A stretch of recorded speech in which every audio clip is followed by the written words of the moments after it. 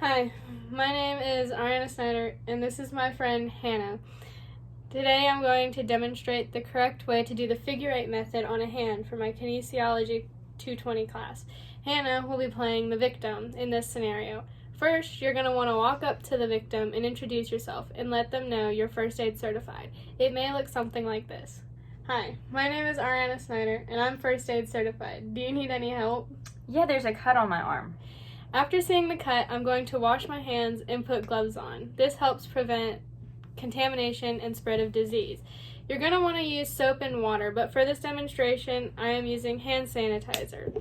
After your hands have dried, you will put on your gloves. This will help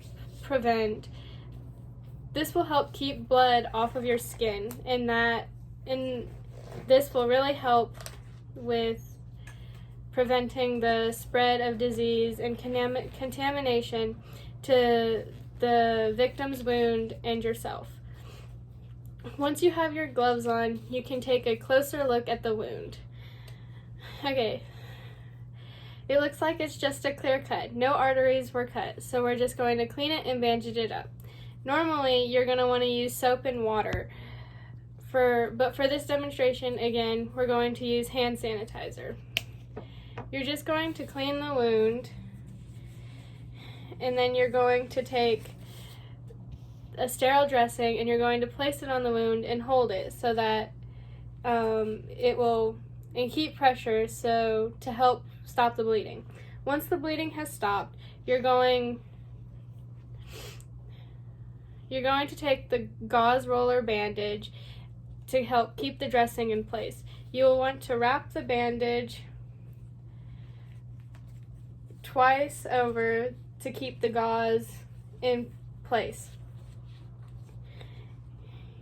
You're then going to go diagonally across the back of the hand and around the wrist, and then back over the palm of the hand. Doing this plenty of times to make sure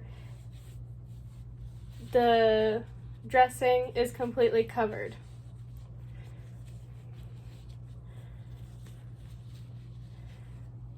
When you get to the end, you're going to want to do 2 to 3 straight wraps around the wrist and secure it. Most times you'll want to use a safety pin or adhesive tape, but for the demonstration, we're just going to tuck it and secure it. After you finish, you want to ask them if they can move their hand or arm, or if the bandage is too tight. Can you move your hand? Is the bandage too tight? It's great. If the injury is more severe, then you would want to call an ambulance and get them to a hospital.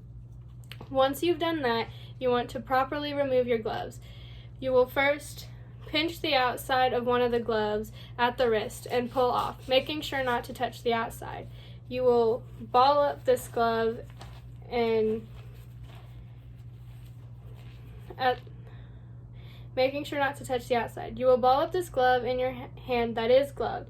You will then take 2 fingers into the glove and pull off, making sure not to touch the outside. And then you're going to discard the gloves in the proper bin.